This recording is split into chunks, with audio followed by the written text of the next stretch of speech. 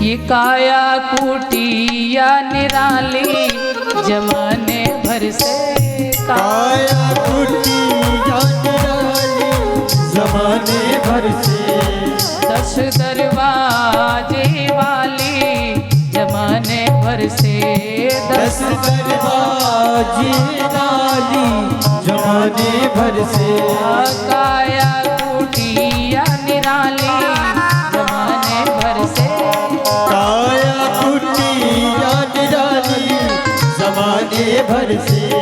काया कुटिया निराली कैसी है ये? हम लोग मकान बनवाते हैं और मकान में रोशनदान बनाते हैं, जंगला लगवाते हैं ना, काहे के लिए? बोले जब कभी गर्मी लगे तो खिड़की खोलो और हवा ले। हाँ, और यदि कोई आंधी तूफान आता है तो भाई उससे सुरक्षा भी रहती है, खिड़की बंद कर दो, और यदि गर्मी लगे तो खोल दो, हवा ले लो। तो बोले इस काया कुटिया में, इस मकान में भी क्या भगवान ने कोई खिड़की बनाई? अरे बोले बहुत सुंदर। कौन सी खिड़की बनाई?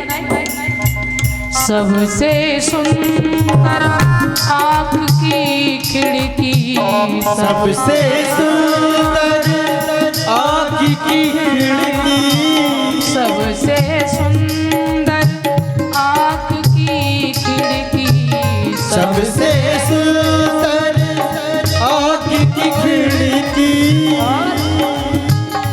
इसमें पुतली काली जमाने भर से, इसमें पुतली काली जमाने भर से, काया कुटिया निराली जमाने भर से।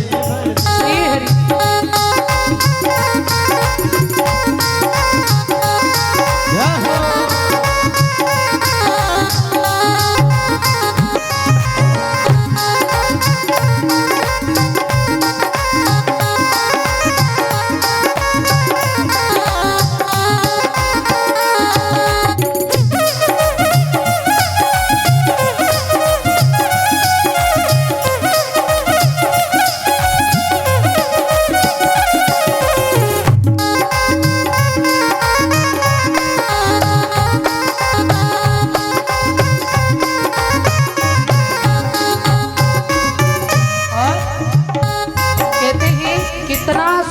कारीगरी की है प्रभु जी ने। आंख में जो पुतली होती है ना, ये पूरी आंख तो गोलक है, ये नहीं देख रही, इसमें जो काला बिंदु होता है, कहता ना कभी कभी जो जाला आ जाता है, भैया मोतिया बिंदु हो गया, क्यों? बोले दिख रहा था, बंद हो गया, दिखाई नहीं दे रहा, मोतिया बिंदु। तो ये जो काला तिल है ना, कहते ये यदि नष्ट हो गया ना, इसमें कोई दिक्कत हो गई तो समझ लो खिड़की बंद। और बनाई बड़ी सुंदर है प्रभु ने, वो खिड़की बंद करने की जरूरत भी पड़ती है, मगर ये ऐसे ऑटोमेटिक इसमें शटर लगाए भगवान ने, यदि कोई चोट भी करे ना, कोई दिक्कत हो तो ये समझ लो अपने आप बंद हो जाती है, बंद करने की जरूरत नहीं। और बोले और क्या बनाया? अरे प्रभु जी ने कितना सुंदर, देखो पहले ये काले काले बाल, इसके बाद ये कितना सुंदर ब्रह्मांड, फिर देखो भौएं, आंख, नाक और हर अंग बहुत महत्वपूर्ण है। अब हम कथा सुनने आए और यदि कान ही काम ना करें तो कथा में आनंद मिलेगा क्या? तो कितने सुंदर भगवान ने। अब एक विद्वान कहता है जी एक बात बताओ क्या? बोले सुनते तो केवल ये जो छेद होते हैं ना कान में, ये तो केवल आपके ढक्कन लगे हुए हैं, सुनने के लिए ये तो काफी था छेद, पर ये ढक्कन भगवान ने क्यों लगा दिया? बोले वो इसलिए लगा दिए हैं कि एक दिन शरीर बुढ़ाएगा, जब बुढ़ापा आएगा तो चश्मे की जरूरत पड़ेगी। हाँ जी, और चश्मा जब लगाएगा तो खूटियाँ कहाँ से लगा? तो ये खूटियाँ चश्मा लगाने के लिए। हाँ हाँ, क्या सुंदर भगवान ने कारीगरी की है।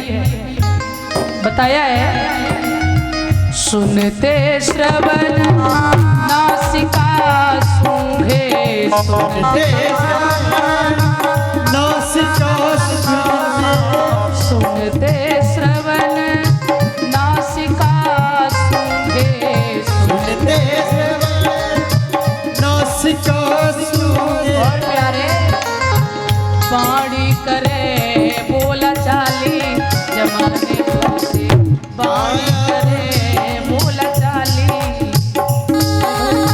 काया कुटिया निराली जमाने भर से है जमाने भर से ओ जमाने भर से। तालियों के साथ में सभी लोग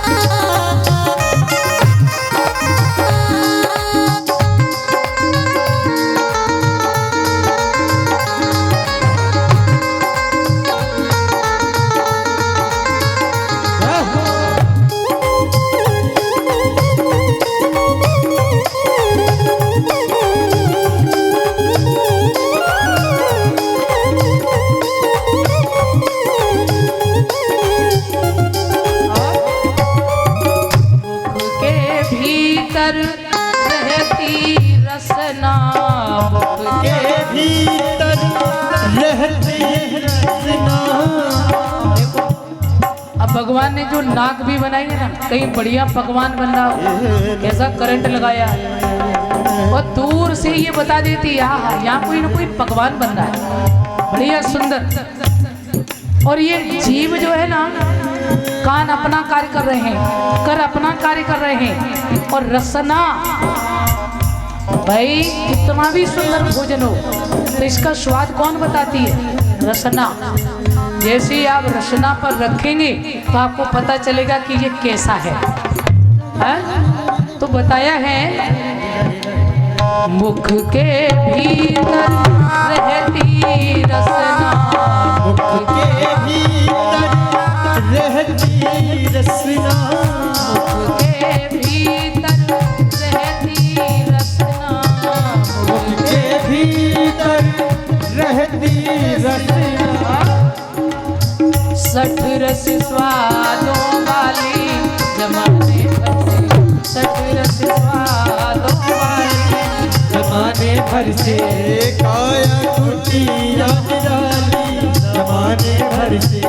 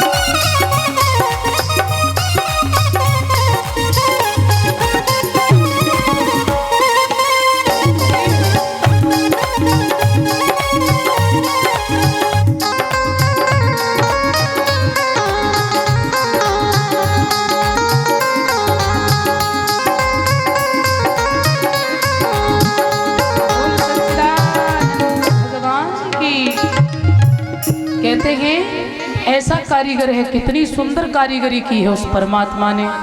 और ये सुंदर काया कुटिया में जब उसने इतनी सुंदर बनाई तो ये किसके लिए बनाई? केवल इसलिए नहीं कि संसार में आए हो, भोगों में पड़े रहो, काम क्रोध लोभ मोह अहंकार में पड़े रहो, ये केवल इसके लिए नहीं है। ये काया कुटिया इसलिए दी है कि संसार में आकर इसमें बैठ करके ये जो कब्र है ना, इसमें जो आत्मा की सुरक्षा हो रही है।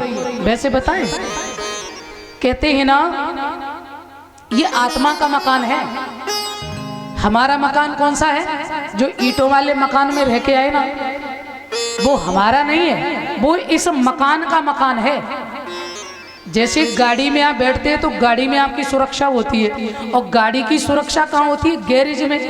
भाई धूप ना लगे, बारिश पड़ेगी, कलर खराब हो जाएगा, तो उसको गैरेज में खड़ी करोगे कि नहीं?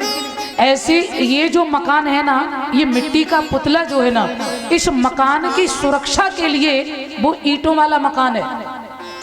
और आत्मा की सुरक्षा के लिए ये मकान है कि ये मकान इसलिए दिया है ना प्रभु ने कि इस मकान में जब आत्मा की सुरक्षा रहेगी तो इसी मकान से ही तो जीव साधना करेगा, भजन करेगा।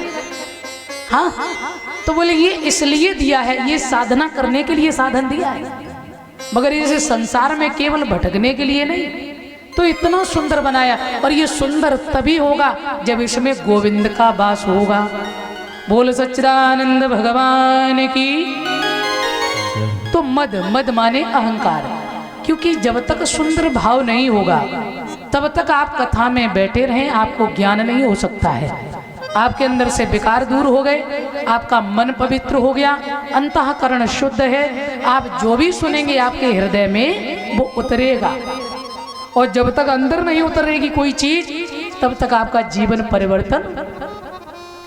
इसलिए मन से तो कहते हैं जब सुंदर भाव होगा तो ज्ञान होगा, ज्ञान होगा तो वैराग्य होगा। और वैराग्य कौन है? बैरागी ये शरीर नहीं है, बैरागी कपड़े रंगने से नहीं होते हैं, वैरागी घर त्यागने से नहीं होते हैं। कहते हैं जब तक आपका मन वैरागी नहीं है, मन के मारे बन गए मन तज वस्ती माह, और कहें कबीर मन लालची यह कहूं ठहरत नहीं। मन के हारे हार है, मन के जीत है जीत, मन ही मिलावे राम सो, मन ही करे भजीत। और भागवत जी में बहुत सुंदर बताया है, मन हैव मनुष्याणाम कारणम बंध मोक्षयो, बद्धम तू विषयासक्तम मुक्तम निर्विषयम मना। ये मन ही बंधन और मुक्ति का कारण है। मन यदि आपका इंद्रियों से अनासक्त है, यदि इनसे बच गया है, यदि इंद्रियों में लुप्त नहीं है, तो आप घर में रहकर भी विरक्त हैं। और मन यदि आपका इंद्रियों के प्रति आसक्त है, कहते हैं घर त्यागने से फायदा नहीं है, वासना को त्याग दो। आप तो बैठे हैं जंगल में, माला हाथ में है, और माँ राम राम राम राम जप रहे हैं, और माँ भरतना के पेड़ा याद आ रहे हैं। जी बहुत बढ़िया पेड़ा मिलते थे भरतना में, बड़ी बढ़िया रबड़ी मिलती थी। अरे कहाँ से कहाँ, अब बताओ बैठे जंगल में और मन कहाँ पड़ा है? पेड़ा में, रबड़ी में। तो जंगल जाने से कोई फायदा है? तो बहुत सुंदर संतों ने बताया। अनुज इसकी कम करो।